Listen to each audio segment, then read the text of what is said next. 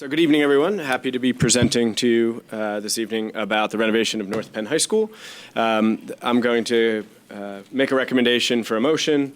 We'll take a motion and a second, and then we'll give a presentation. Excellent. So I'd like to recommend that the board authorize the administration to take all the necessary steps to prepare for a vote on a schematic design at the June 20th action meeting for the renovation of North Penn High School.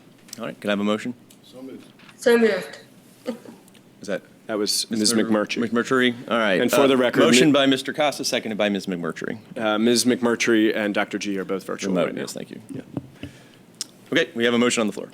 Okay, thank you. Good evening. So I'll point your attention to the presentation on the screens behind me and to the left and right of the room.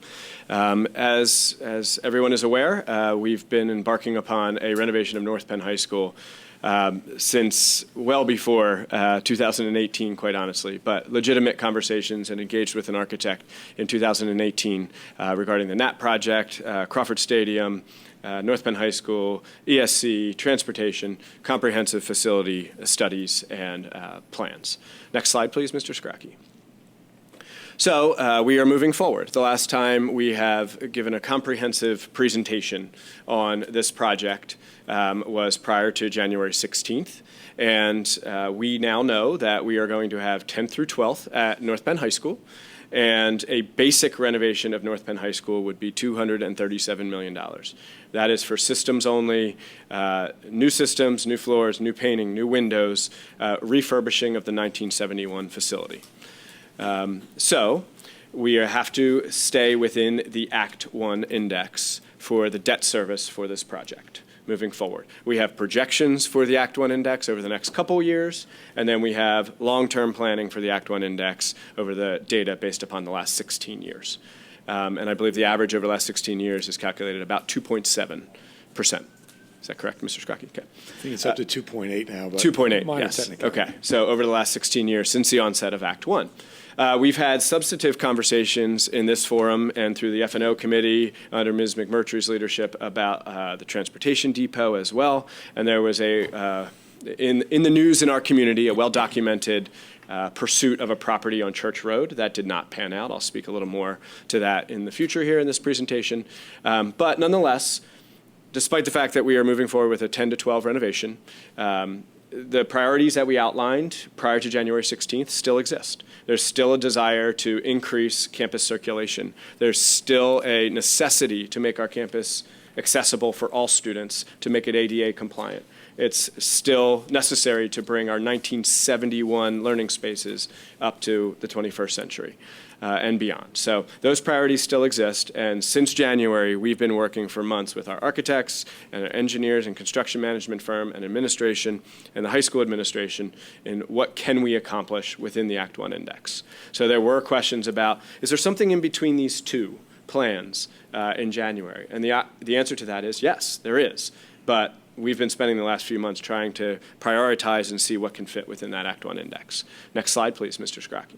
So those priorities, as outlined on the presentation before you, are, of course, inclusivity and accessibility, instructional flexibility, being fiscally responsible and maintaining that Act 1 index cap, safety and security, providing collaboration spaces, a community space. Obviously, North Penn High School is a community center and is it's like the city that never sleeps. Sustainability components here in 2024. We also want to have some connectivity and learning opportunities outside for students, and of course make our high school look like North Penn High School, as opposed to obviously the color schemes and the branding that don't exist right now. Next slide, please. So I did mention that I would come back to the transportation relocation, and we have publicly said that we are looking to identify roughly 15 acres within the boundaries of the North Penn School District, preferably within the boundaries of the North Penn School District for efficiencies purposes. We did identify a property on Church Road, and we pursued that intently. However, the cost estimates, not only for the site acquisition, but for the property itself, came back well above our budget. And you may recall from previous presentations and community forums that the budget for land acquisition, building, and so paving, all of that was estimated, I think, 17.8 in the overall facility, $17.8 million. And that property did not pan out within that budget. So we are still currently exploring a property in Montgomery Township. Mr. Schneider spoke to that at the F&O meeting a couple weeks ago, but we're not sure if that will work out. So what you will see before you this evening is an option with transportation remaining on the North Penn High School site. If we are unable to acquire the appropriate site that meets all the needs of the school district, then we would keep transportation where it is. And obviously that is possible because that's what we have now with students 10 to 12. So we have needs in our transportation facility, our SSC, the ESC, that's the building we're in right now, and we've given in the last few months a presentation about our property over in Hatfield Township, which is called the Movie Lots. Mr. Scracke gave an excellent presentation a few months ago explaining those properties, and we are pursuing selling that property. So hopefully hopeful to have information for you in the next couple months to bring forth for the board, and then you guys get to make a decision if you want to sell the property or not. Next slide, please. Okay, so that brings Mr. Schrader to the podium, and I'm just going to, before I pass the microphone to him, talk about the things that we've been working with them to try to bring into North Penn High School that obviously don't currently exist. ADA accessibility. We have spaces in North Penn High School that are not accessible to all of our students, in particular our students with mobility issues. We have 2 elevators, one of which is rarely working, and there are spaces like our music spaces, places in the auditorium that are not accessible, certain classrooms are not accessible. Students in wheelchairs, the wheelchair can't fit through the door because the doorways aren't ADA accessible. So there's plenty of spaces, instructional spaces in North Penn High School that are not ADA accessible because the high school was built prior to ADA being in existence. We want to update our spaces to allow for the programs that exist now as opposed to the programs that existed in the 70s, and upgraded student and staff circulation. And this is a significant issue that is well documented. The overcrowding in the hallways. The high school was built for 2,400 students. We did put K-Pod in the front, but we did not increase space throughout the regular part of the buildings, in the cafeterias, in the arteries, in the hallways, around the corners to contain 3,100 kids.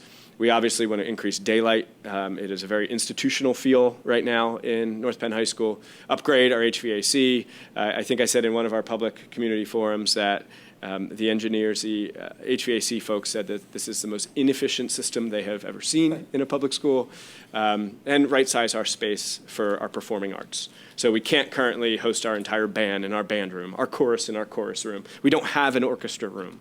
These spaces just don't exist in the current facility. So trying to prioritize, design around all of these things to make North Penn High School the space that our students deserve and expect, our community expects, within the Act 1 index. And of course, we've said over and over again that $15 million worth of modulars is obviously undesirable for anyone. We do not want to rent modulars for $15 million for up to 7 years while we renovate the building. Rather, if we can supplement and provide some additional monies to have permanent construction that can meet some of these needs, we're trying to fit that into the budget. So Mr. Schrader will present where we are with the design, and then Mr. Lynch from Dewey Engineering will come up and talk about estimates and where those numbers came from. So with that, I ask that the board please hold your questions till the end because there's a lot of information here, and then we'll open it up for questions at the end. Mr. Schrader, good evening. Okay, thank you, Dr. Bauer. Appreciate it. I almost feel like I wish you could freeze those bullets that Dr. Bauer just talked about on the screen on one side and then show you some plans on the other. The goal has been to try to come to that in-between project and to try to satisfy all these needs that we've talked about. So this represents a site plan. This is approximately where the civil engineers are for the moment in terms of their understanding of how this project might evolve. One thing to remember as we talk about the smaller additions and the parking additions to the site is that you are now able to take advantage of the WNPV site. And so that's what this is doing in terms of a site plan, trying to provide some additional recreation and playing field area on that site.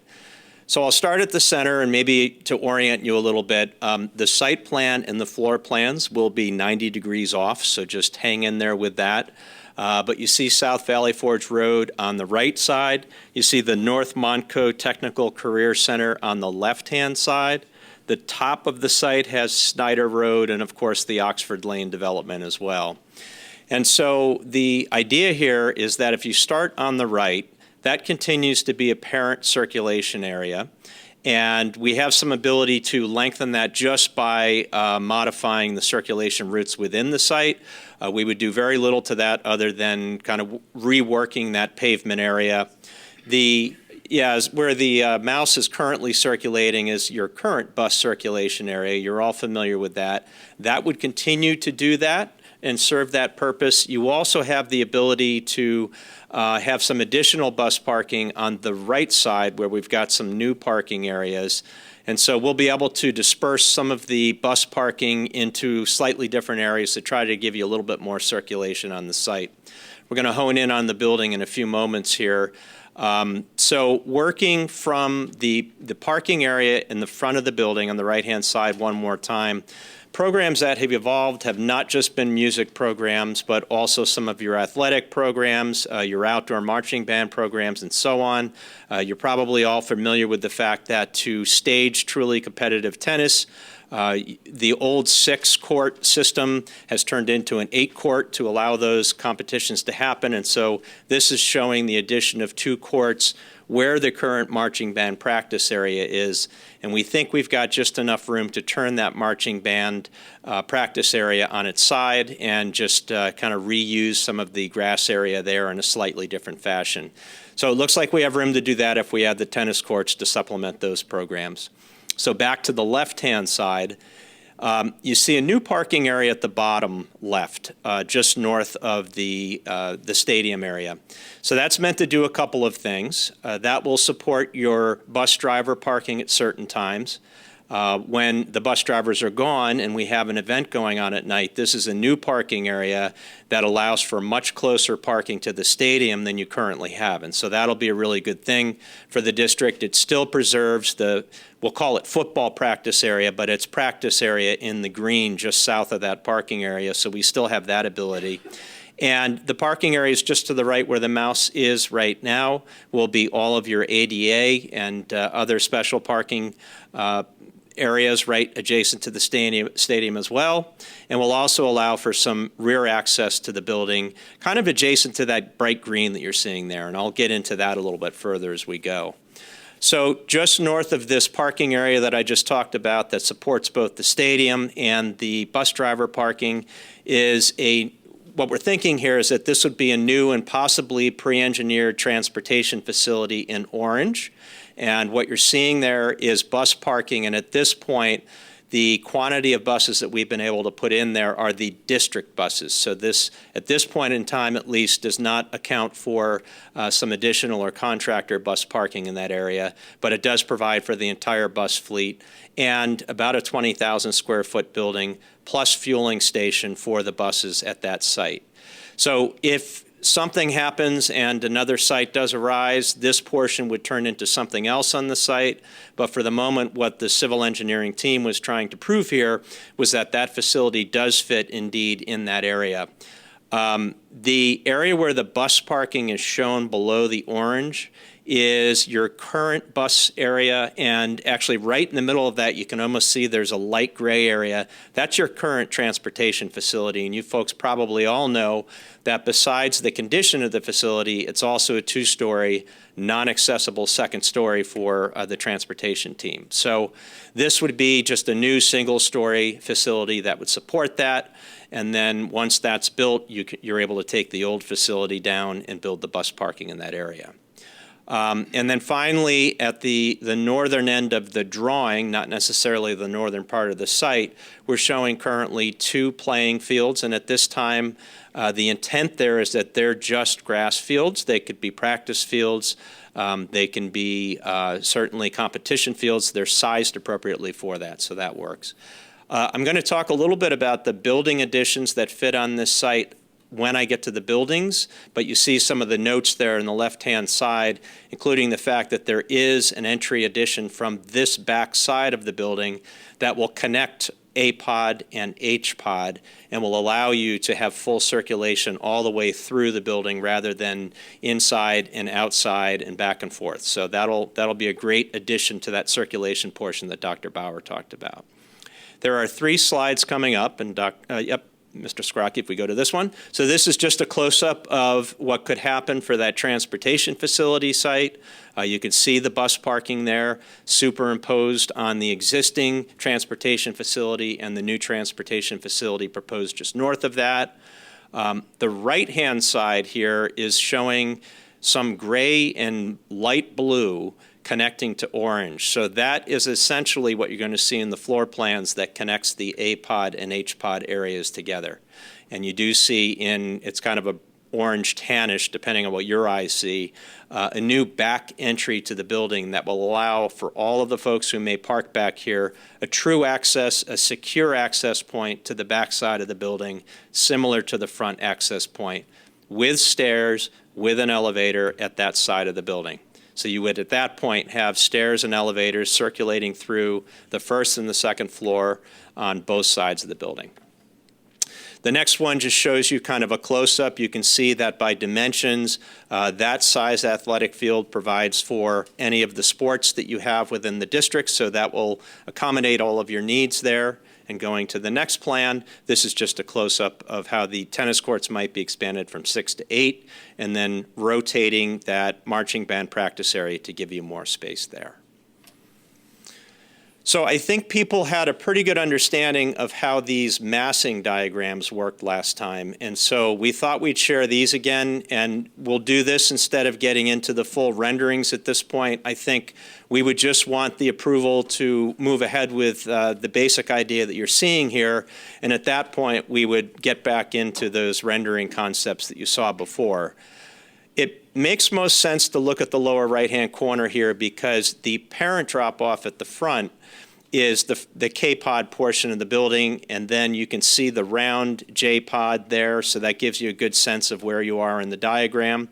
You all know that you have bus drop-off area adjacent to the dining area, so that would continue to happen over there. And finally, at the back of the building, you have this new rear classroom and entry addition. That space is to make up for the modular classrooms that you would have had, except with permanent construction.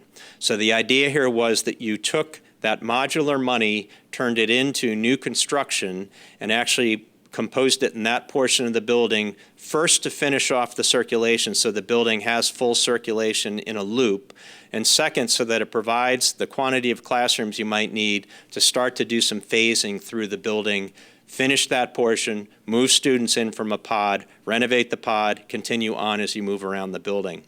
You're going to see a potential timeline and schedule or milestone schedule. That's going to be reflecting some of that idea of moving around the building with renovations after you've added that pod.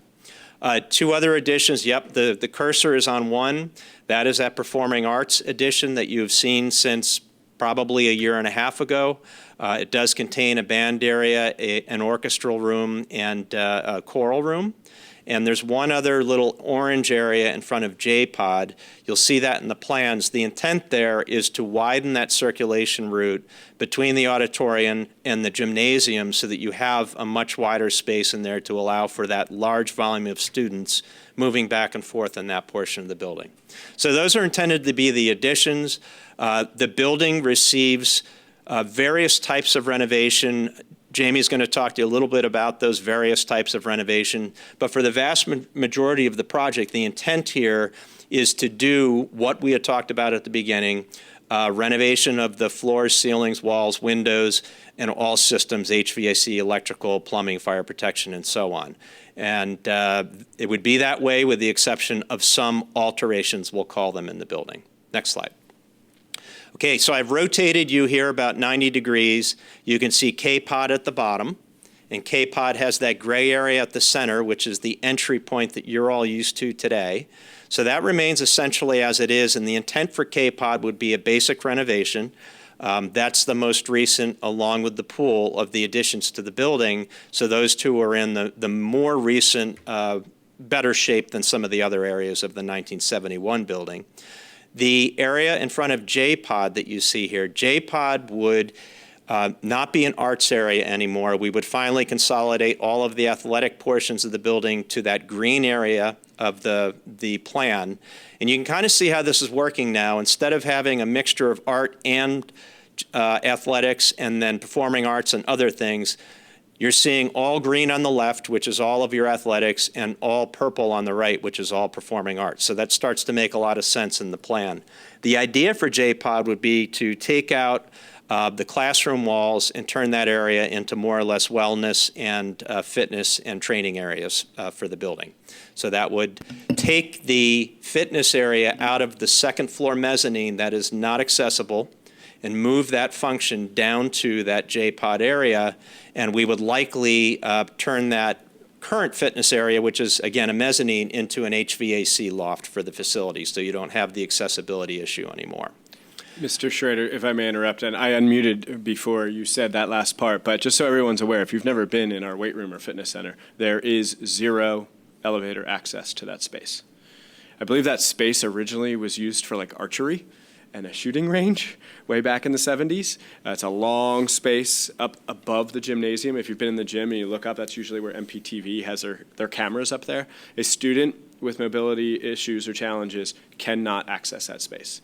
There's not an elevator that takes them to the space. So bringing that down onto the first floor, utilizing J-Pod, and the classrooms in J-Pod are trapezoidal. The space is very difficult to have instruction or art or anything. We use it currently for health classrooms, anatomy classrooms, and then for art classrooms and ceramics. So utilizing J-Pod, widening it with what you see the addition in red, outlined in red in this diagram, but it would be more fitness center, wellness, training, all those things. So, and then I believe, Mr. Schrader, you said that the second floor, mezzanine, whatever we want to call that, would be systems. It would not be an area where students are going. Correct. Thank you. So I'll go to the upper left-hand corner for a second, because that's what actually allows you to complete the circulation in the building. No longer do you rotate through the building to a pod and then have to turn around and go back through the congested hallways. You can circulate all the way around the building now in the gray through to H and G pods from that area, and the building circulation routes are now complete with that concept. That should alleviate a decent amount of circulation from the balance of the building that folks have been concerned about over the years. We do have an intention to hopefully provide one more stairway in the area that the cursor currently is. The idea here would be to try to open that up, and if students come in that front entry, instead of having to go through the entire building to the pods to get to the second floor, they can circulate directly to the second floor from the front entry here and be able to move into the hallways of the second floor if their first class happens to be on the second floor. They can also come out of the second floor of any of the other pods and circulate down to performing arts and gym for their specials as they come through the building. The idea for A-Pod, E-Pod, and C-Pod is to try to reclaim just a little bit of some of those concepts that you saw back in the referendum, where we were trying to open up the center of those with a few windows and some area to kind of open those into large group instruction spaces that made those feel a little bit less enclosed and tight. So we're looking at that, and Jamie's working with us to try to price some of that. And the idea behind the E-Pod area in orange, that's the media center library. We would hope to try to open up some windows in that area too, so that that feels less constrained and a little bit more visibly transparent, so that folks feel like they can see where they're going and what's going on in the building. There would be some renovation to B-Pod, which is your dining and kitchen. We do have some ideas to open that up and make that feel a little bit more vibrant than it currently is, and to try to, you would have, the idea behind the original renovation anyway was to replace all the food service systems. So hopefully you start to see a nice food court concept out of that you've seen in some of the other buildings you've been through. I want to go back for one moment because there's one more aspect to this. So once we've enclosed this circulation from A-Pod to H-Pod, we end up with a courtyard. Today that courtyard is just grass, and there is a sidewalk through there. The idea here is that you finally actually create an occupiable courtyard that you can come out of that main hallway and in nice weather circulate directly back to A-Pod's E-Pod or that new rear entry, and actually have something that students might want to come out of the spaces and sit in rather than just pass through as fast as they can and the doors are locked. So this is a safe zone within the building. It's a nice transition area within the overall enclosed secure structure that provides folks an opportunity to have a little bit of outside time as part of their circulation program. So thank you for going back to that. Yeah, so right here, just to give you kind of a specific example where I know you've all been, the principal's conference room at North Bend High School. Mr. Hassler's conference room is right here. So opening this up, and if you can imagine walking past the auditorium and just going straight out into the courtyard. So kids can go directly across to A-Pod. Right now, there's a huge generator there and no sidewalks coming out of that door. The students don't have access here. If they want to go outside, they have to go traverse this way. They have to make this right. They have to go up this ramp and to the infamous E-Pod clog, which is right here, this spot right here, and then there's a doorway here to take them out. They can avoid all of that with this design and go straight out into the courtyard. So getting from the front of the building to the back no longer requires you to do this.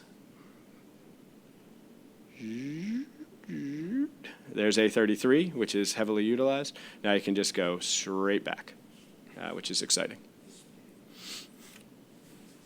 And so the second floor essentially is the same as it currently is. And so you will not see a lot of change here. In other words, you won't see alteration of the walls. You'll just see full renovation of the spaces so that they feel like current spaces when they're done. But there won't be a tremendous amount of shifting of walls or changing of structure. We'll keep it as it currently is. You do see in the upper left-hand corner the addition of classrooms on the second floor, the addition of some art rooms, and trying to keep the art and the tech eds in that corner of the building. So that's the second floor. And then the third floor, K-Pod science rooms remain as they are. They just get renovations. This was intended basically to show with the dots the circulation around, and somehow the dots in the plan that I had were closer together so you could see how they provided nice circulation patterns through the building. But it essentially finishes the circulation around the building rather than this back and forth that you have to do to get from pod to pod today, and describes everything that we've just gone through as we've looked at the plans. So the most simplistic of the schedule, we have a couple of ideas here. There's an idea to be able to get to some building renovations early and to pre-purchase some of the long lead term items early. So we're showing you a couple of different schedule items here. This is the early bid package that would allow us to do perhaps well, we'll have to figure out exactly where in the building, but would allow us to do some early renovations. Maybe we look at K-Pod or something like that to get us some classrooms up and running early. If we're able to proceed, as we've just discussed, we would have a design process that would go through December for that portion. We'd bid it at the end of the year. We'd do procurement for that in the beginning of next year, and you'd be able to do some construction next year on that portion of the building. So that would be the early bid package 1. I think the next one is probably, bid package 2. There are things today that have terrific lead times on them, including switch gears, generators, and a lot of electrical equipment. So the idea would be to try to get that work ordered as early as possible so that these 14, 16, 18-month lead times on switch gears and generators would allow those to show up. And I think that, that submittals and procurement through would have been 4/24/25 is what that would have been. So I apologize for 2 dates here.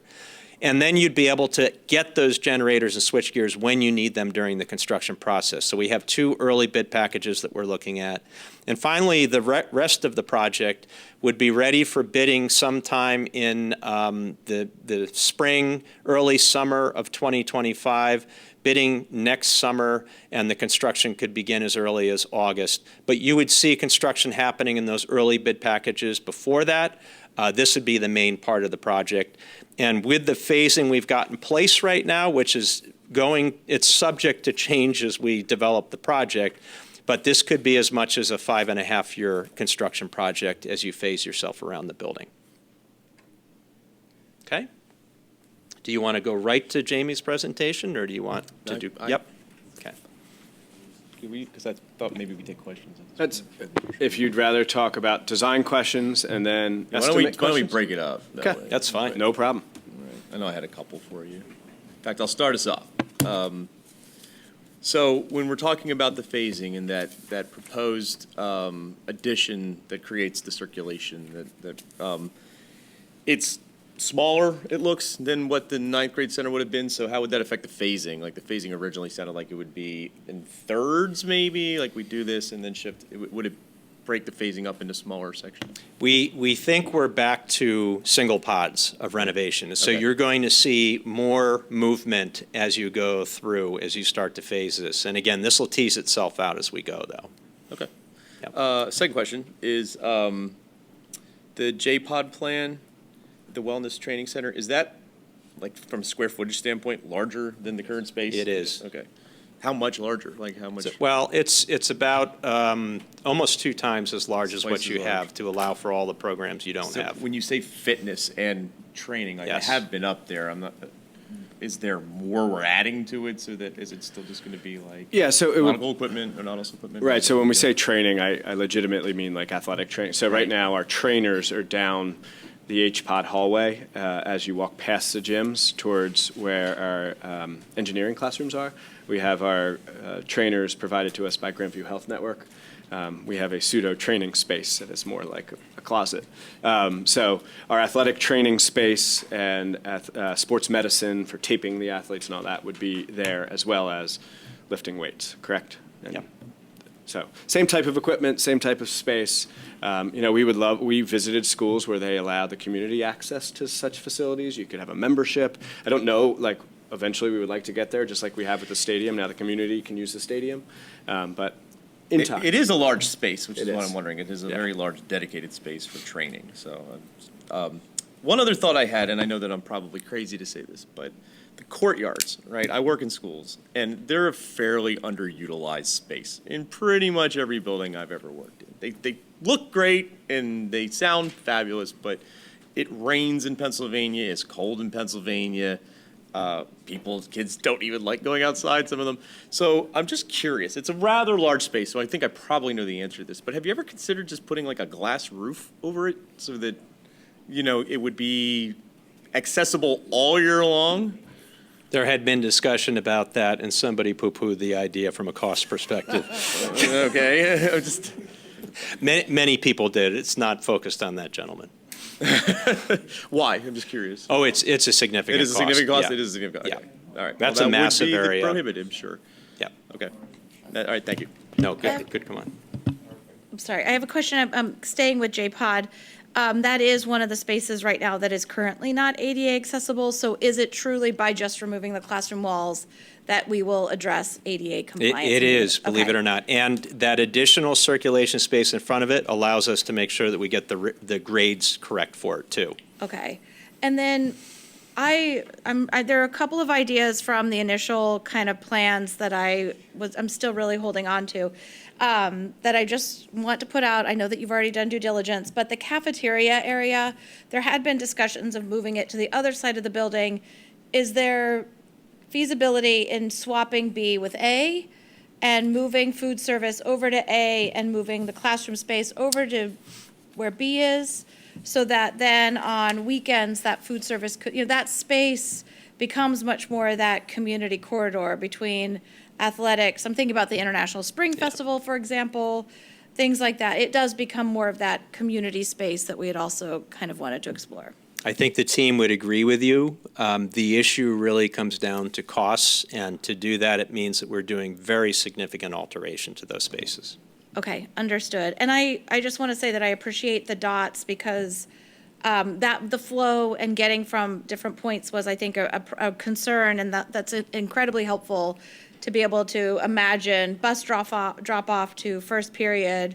So thank you for those. And I think there might be a lot of opportunities to really play with that to make sure that we have that right. So navigating the building right now is one of the most difficult things for students to do, to be able to go from a class in one pod to another and make it in time. And yes, they find routes and it takes a time, but I think making that flow work and playing around with that is really critical. But I appreciate that slide in particular.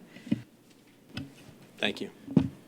Mr. Schrader, thank you for the presentation and everyone's efforts getting us to this point to visualize and put us on the precipice of finally getting to the next design phase and even more details. I'm very happy with the circulation.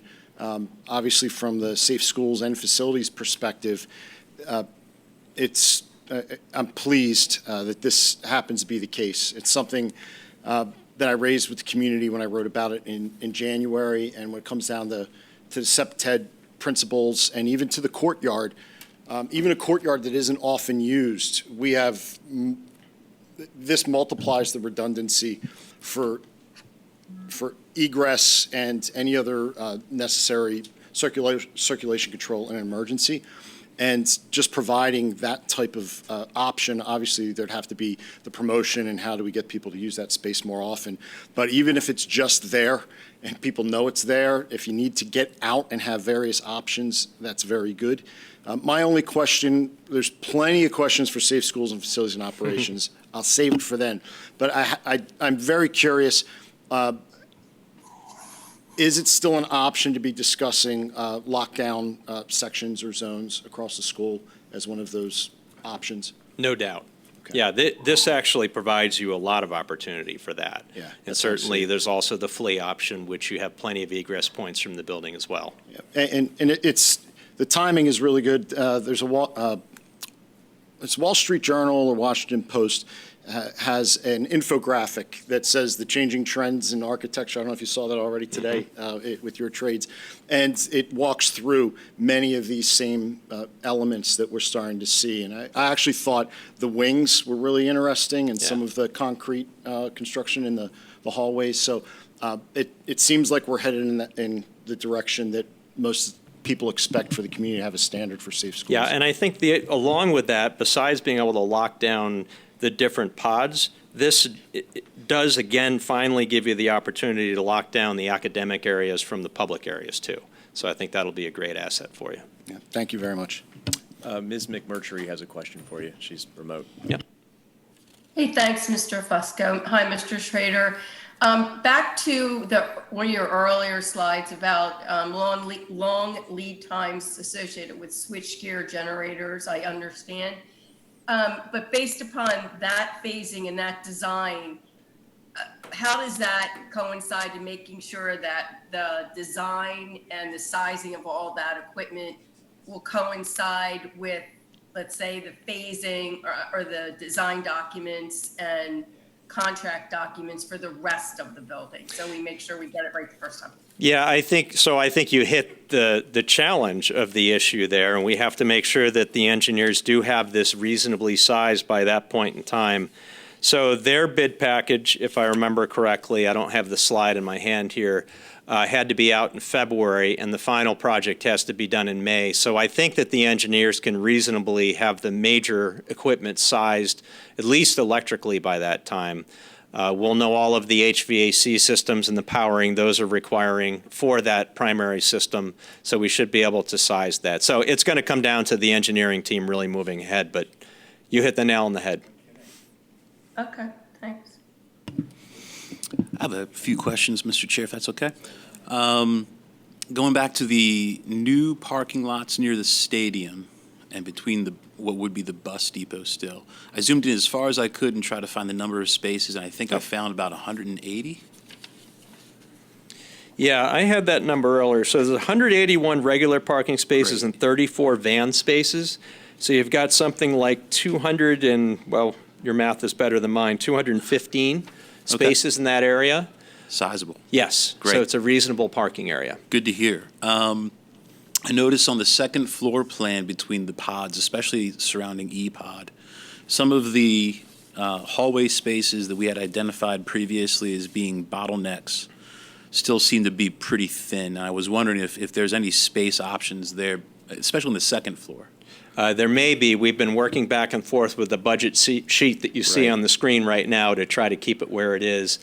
What we've all identified, though, is that the fact that you've now got circulation around the entire building, plus you have the ability to get from first to second floor as soon as you come in the building on both sides, there should be more dispersion of people throughout the building and hopefully less traffic in the clogs you know today. Right, okay, thank you for that. And two more questions, I'm sorry for taking the time. Mr. Fusco asked about the new athletic facilities that we're moving into J-Pod. My question is on the other side, on the artistic side. So those facilities that were for art, are they, substantially adapted for on the other side where they're headed? Yeah, that's great. So what we're trying to create back there by A-Pod and behind your current, we'll call them shops, but tech ed area, everything in orange now should be in one zone. Okay. So you have your art areas and your tech ed areas to kind of create a STEAM center back there. And that's the idea behind that. I don't think that they're solidified yet, but you can see where the spaces fall. So Great, that's great. And my last question is, we were all young once, and we wanted to get away while we were in high school. And as a teacher in the high school these days, I'm looking for all those little nooks and crannies where students might hide. So I'm going to ask, if you were going to this high school, where would you hide? yeah, stairwells. Okay. So now we know where to check. Yep. Okay. Not for Appreciate me. it. No, never you. Appreciate it. Thank you. Okay.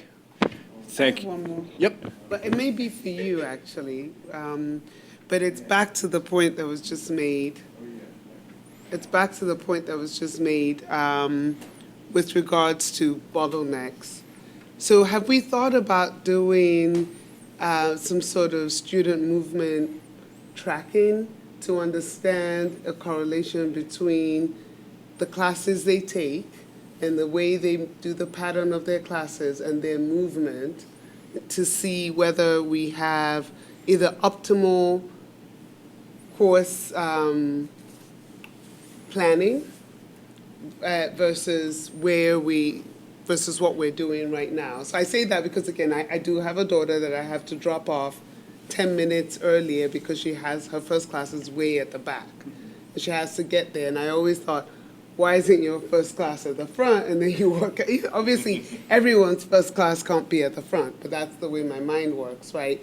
But I know in my job, we do these, we do something called standard work, right? And then we track we do these combination tables, they're called, and we track what people are doing when, and you can actually have the entire pattern of their day. And I wonder if something like that would help us optimize course selections or the way we plan a student's day, and or would it help us also think through. It's because you don't have your hearing aid here today. I know. I will stay after. I will stay after and give that question back to you, Mr. Patchell. I will stay after, make sure you have that question. Does that make some sense? Your question makes perfect sense. Okay. I can tell you, I'm not aware of such a process for a high school. What our scheduling software does is it takes, so let's just do some quick math, 3,000 kids, and each kid puts in, let's say, 12 course requests, right? You have a 6-day cycle, 8 periods a day. Students have their major classes, their minor classes. It takes all of those requests from kids and optimizes fill rates in classrooms. So it tries to balance numbers of kids across sections, across classrooms. So in theory, and then of course you have caps on certain rooms, right? So a specialized program where you only have so many stations, let's say a sewing classroom that has 18 stations, that cap is 18. But your average PE class might be 30 kids, right? So it balances the schedule by period, by student requests, but in terms of incorporating the traffic patterns within that 550,000 square feet, we don't. I'd be interested in learning more. I figured it wouldn't be easy, but since we are designing, right, it might be something that I'm sure a fantastic AI system could do something with that. Since we've been on topic.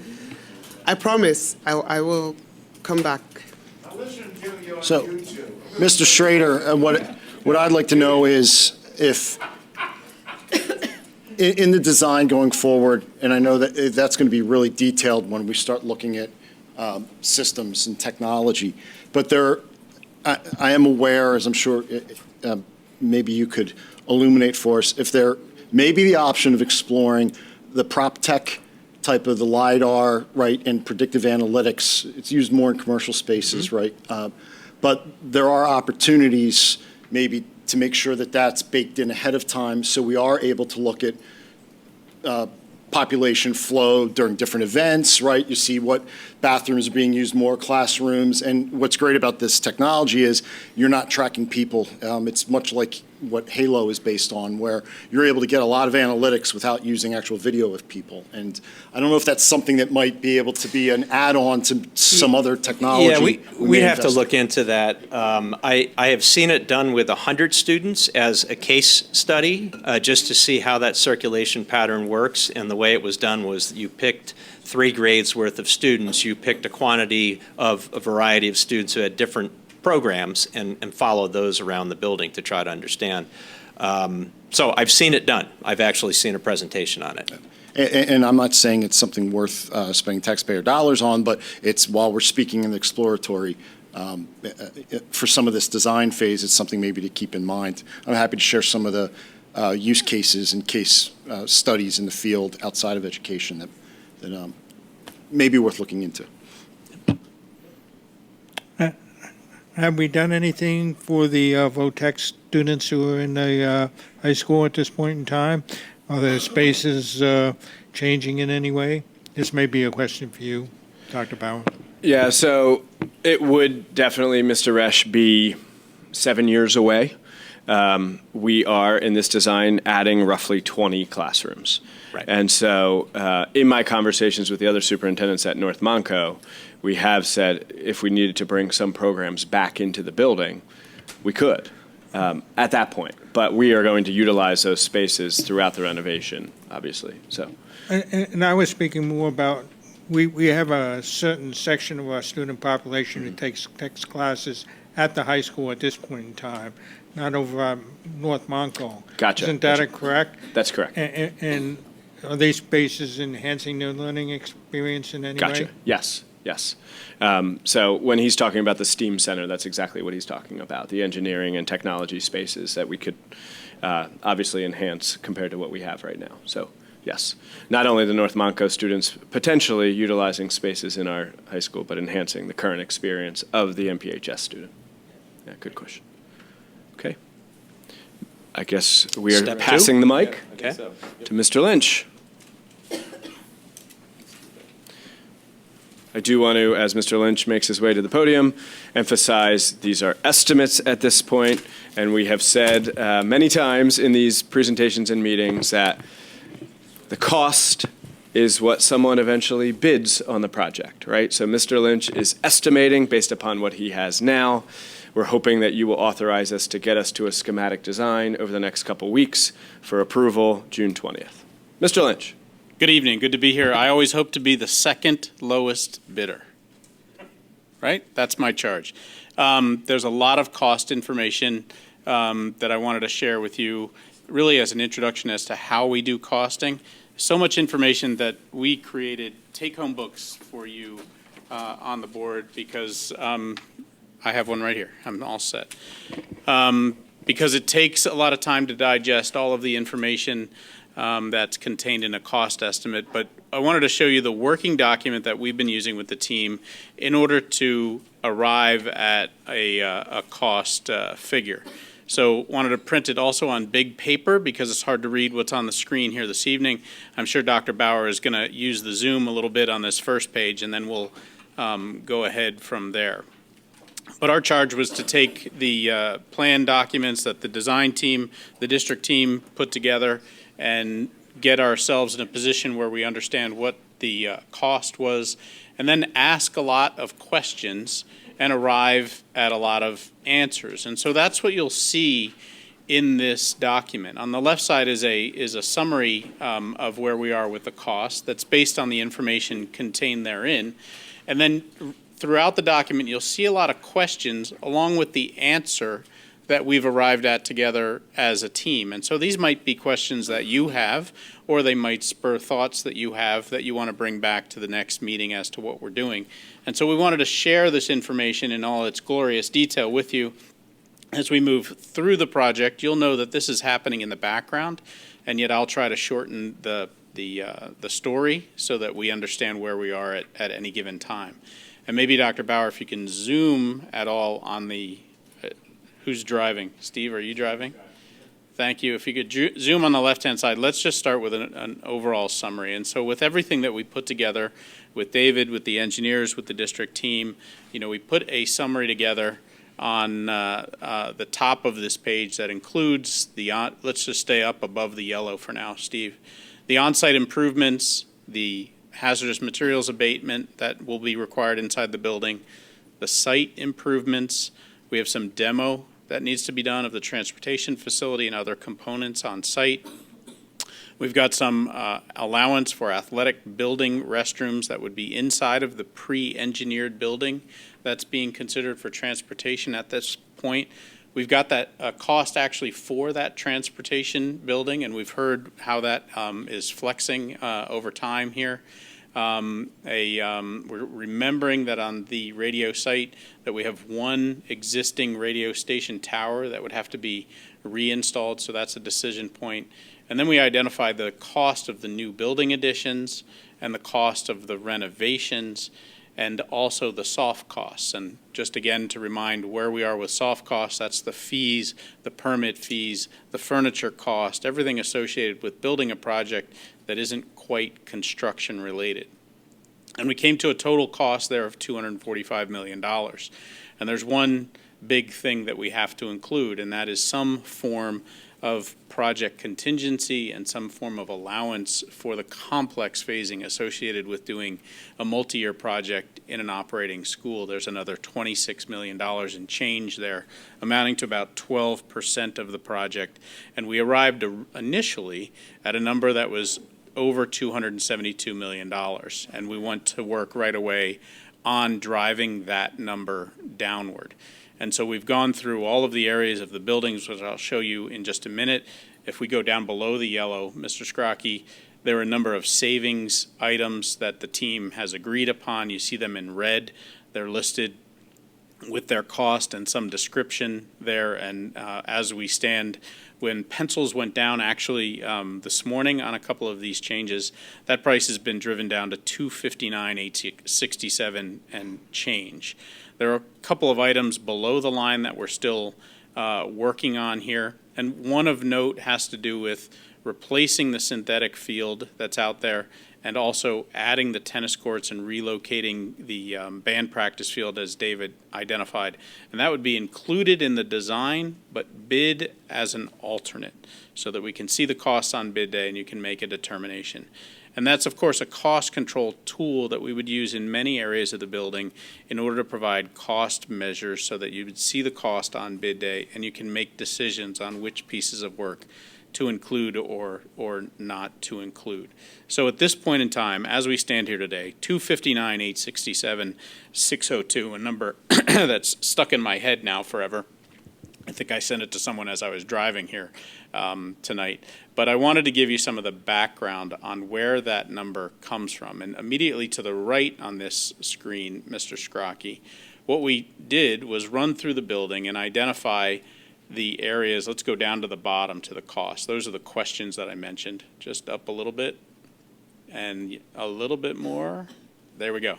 What we've done is go through each of the phases of the project that we know at this point, and we've identified what areas, very specific areas of the building, receive light renovation, medium renovation, heavy renovation, and of course those spaces that are new. And we're carrying a number of $420 a square foot for new additions.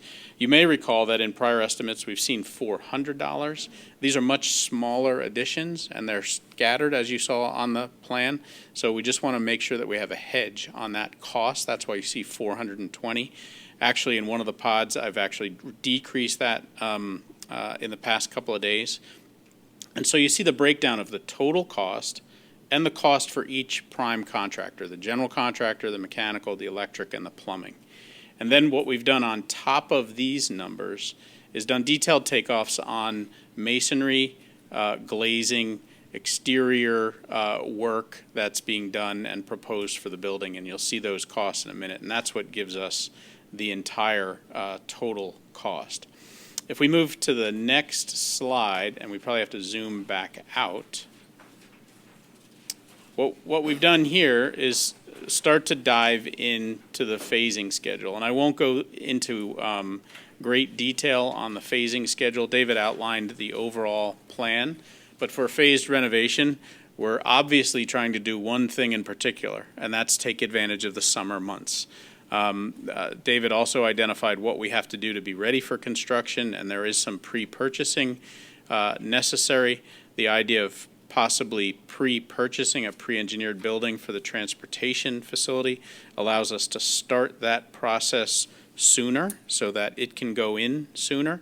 The same thing with the switchgear and the other equipment that David mentioned. All of it to try to take advantage to what we can do in the summer, beginning, of course, in 2025, and each summer thereafter. And so you'll see my timelines that we've started with. You'll see a couple of questions on each of the areas, and you'll see how we've broken it down. So if we go forward from there, down to the next slide, that is the original phasing plan slide. If we keep going past that, the next thing we did, knowing that we have the phasing and we have the cost, we broke each pod down by its individual cost for when it's being done in the period of construction. And by example, we were thinking that K-Pod might be an initial area where we perform renovation because it has standalone systems in it that we could purchase and renovate in a phased manner. We can also possibly do some work on the Audion as well. And then we also want to get to work on the new addition off the back of the building in Area A. And so you can see on the slide, when you take a look, we've identified the square footage for light, medium, heavy, new construction. We've also included the costs for roofing, exterior masonry, and glazing upgrades. And then what we've done is totaled that cost, and then we've escalated it appropriately to the midpoint of construction. And the escalation rate that we're using is actually, hopefully, rather conservative. It's 4% per year. I'll speak to that in just a moment. And so lots of numbers on the page. On the right-hand side, you see the actual difference between escalation at 4% and 3.5%. And of course, on a project of this size, it's quite large. So we've stayed steady to what's been consistently shown in past estimates and staying at 4%. So if we go slide by slide through the years and through the pods, you'll see each floor, each area, all of the details here, all the way through 2030. We can probably just run slide by slide here. They're all there. And then on the very last page of this, I think we got one more to go. This is the last one. There's the totals. Whoops. Went a little, jumped on you. Let's go up one, Steve, thanks. Right at the bottom are the totals. That 151,777,266 should appear on your summary slide as the total for renovations. The same with the new construction below. Okay? So that's how this all ties together. And then when we're in a meeting and we're having a discussion and saying we'd like to cut the square footage in this area, we'd like to add the square footage in this area, we've made some decisions that there's areas where there may not be any additional glazing. I can make an adjustment and the whole spreadsheet changes. So you can imagine how that works. And throughout there are checks and double checks. So it's been a good way to do this. And that's how we come up with our total for now until we have a set of drawings where we can do hard estimates and measure length of ductwork, numbers of actual windows that ultimately end up in the design. And we'll always come back to this methodology and provide really a history lesson of where we are with cost. On the next slide is that summary of soft costs. So that total for soft costs was some 27 million and change. And here you see what those line items actually are. I mentioned building permits and design fees. We have usage fees for PennDOT. the work that we do for purchasing telephones, for extending emergency service communication systems, for purchasing instructional technology are all listed here. And that comes with a little work that we've done with those departments in order to identify what potentially those costs would be. So there's a good amount of homework that's happened behind the scenes here in order to fill those numbers in. Again, our hope is that they would be conservative in nature. The last portion of this on the right-hand side identifies the escalation and contingency numbers for the project. We've included $7 million for the phasing, which requires all types of temporary means, whether it's temporary walls and corridors to channel students, negative air machines in areas where there's renovation, but there will also be students in adjacent areas, all of the things associated with phasing, temporary lighting, potentially temporary heating and cooling. That's an allowance for a project of this size, and related contingencies for design and construction, because things will change between now and bid day. So there's the sum total. Again, you see the answers to a couple of questions that we had and that you might have that are listed on each of these sheets that we've been trying to answer as we go. So that's soft cost. As we go forward to the next slide, we're getting into some of the detail, but this next slide speaks to the commentary on construction escalation. And what I'm sharing here is nothing to memorize. It's just engineering news records cost index data for the past several decades. And this is what we use to take a look at escalation and what we should escalate projects to and what we should forecast in multi-year projects. And so this is where the 4% comes from. The average over time had been something approaching 4%. We had that wonderful time of COVID when prices went through the roof and we saw double-digit increases in escalation. And we're finally just coming down from that timeline. The first year after the pandemic, we were seeing 4% plus. And here in the past year or so, a little over 2%. Where will it go? Nobody really knows. We don't have the crystal ball. We're hovering at 4%. Anything less than that in escalation is to the good. So I just wanted to give you the background on where escalation comes from. It's not something that's pulled out of thin air. It's something that's based on industry information. Next slide, we're getting into data. For those of you who are interested in what we have for a site estimate that made up the $21 million that's on the summary page, we have taken a shot at what we think is necessary on the site. So this is paving, this is stormwater, this is sanitary water piping, landscaping, electrical is included in here, site electrical, so that would be street lights, but also the power and the new switching that's necessary in order to keep the building active, everything else on the site. So it's listed there really as a guide for us, for the civil engineers as they move forward, so that everyone has kind of their marching orders or what they're designing to as we go forward. I see something on the plans, let's validate it with the length that we started with in this conceptual estimate, and is it more, is it less? Because ultimately you and the community want to know why things change if they change going forward, so it's a good reference. The second page, the next page is simply the end of that site estimate. And we can go right through that. Mr. Scrocky, there's that total estimate of 21.4 that you see on the first page. On the next page, now we're starting to see some of the site drawings and some of the questions that we had. These are familiar from David's presentation. A couple of answers here. This is the drawing that you saw on the earlier slide. If we go to the next slide, I'm providing the backup on our site and also of our building takeoffs. So if you scroll down just a little bit, Mr. Scrocky, it gives you the totals there for the size of the fields, areas where we're doing mill and overlay on bus loops and roads, what we're doing in constructing new parking lots, and you can see there how many square feet we're talking about. Everyone has a unit price that's in their head for what it takes to pave something. You might have something to seal your driveway, and we might have something that requires replacing the entire front of the North Penn High School parking lot. Those numbers are dramatically different. So just these are the numbers that we're looking at and comparing to our historic unit prices. So they're there for the design team and for everyone to see, just kind of the quantities that we're looking at. If you were to scroll down even further there, there's some detailed information on the transportation site, and you know that that area has been in flux, and so we want to know when the time comes and a decision is made, what's going to come off of this site, what's going to remain on this site. We're ready with that information. Same for roofing. We've gone pod by pod on the roofing upgrade and talked about the system for roofing, and here it is, the quantities in all their glory, not only for roofing, but for metal edge, for rising wall flashing, and also for demo. We've got a built-up roof in sections of the building that is a bear to take off and put a new roof on.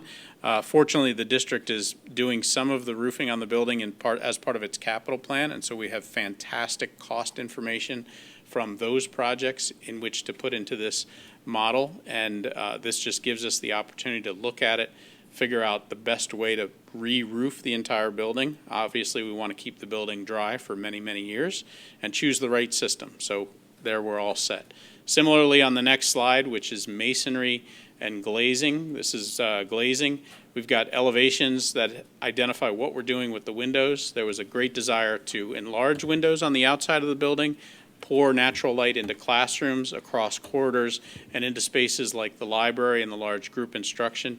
So we've got them itemized here, and that allows us to then prioritize them with what we can include and not include. Masonry detail.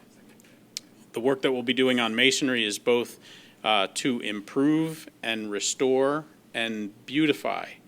Can we do all three? Well, let's figure out what the limits are on all of those three. Certainly, once again, the goal, the charge, is to keep the insides dry.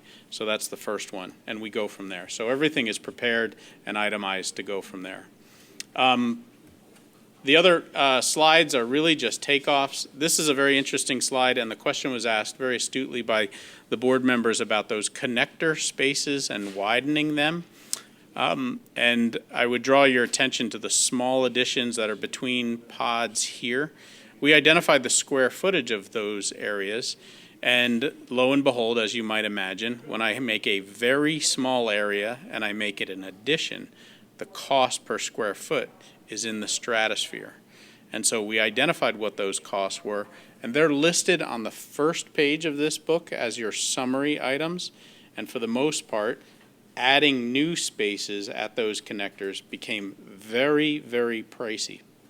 And I thought it was fantastic the way that David responded to that question, because we're trading so far, enlarging those connector spaces with the circulation and the means to go up and down to improve the circulation routes, hopefully to lessen the impact there.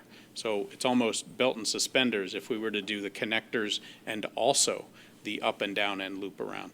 But again, more work is necessary. As you go through here, the other comment was, what are we doing to J-Pod? How much square footage? Well, you can run through this document and you can see exactly how big J-Pod was and the square footage that we're adding to it. If there's something that you have in particular in your mind with respect to how a health services area would be set up in the future. So as you go through the rest of the slides, there's one more I want to point out to you. These are small premium areas. We did detailed estimates on those small premium areas. So here's an example of one of those areas which I think we've elected, after looking at it and understanding how it escalates, that it just seemed to be a very large number, and it ended up in our list of savings. The next one is another small group area, or a small premium space. The next slide is the pre-engineered building estimate. And this is an estimate that came together as we were looking at one of the alternative sites for the transportation facility. And the idea was posed, rather than building conventionally, would there be any savings in going with a pre-engineered option? That one of the benefits is being able to pre-purchase that and bring it to town. And this is the estimate that was provided through a state contract for the pre-engineered building at 20,000 square feet. And so we're ready to develop that number if that's the way we go, and then perhaps counsel you on pulling the trigger in order to put that order in and get it moving. Again, the earlier we work, the earlier we purchase, the less escalation there is later, and so we want to work with you to make those decisions as we move forward. A lot of the rest of the booklet has to do with very specific takeoffs. There's my Partridge Family Bus takeoff chart that has all of the colors. So once again, you'll see square footages here, and you can ask questions as we go about those areas. Once again, summing up, the front page really says it all, where we started, the savings ideas that were implemented, and getting to a number that was 259 and change. With that, I know it's a ton of information. That's why we gave it to you to take home and leave out. And when you're sitting on the couch or something like that, not watching the Sixers in the playoffs or something like that, you have something to take a look at. And I'd be happy to try to address any questions that you have this evening.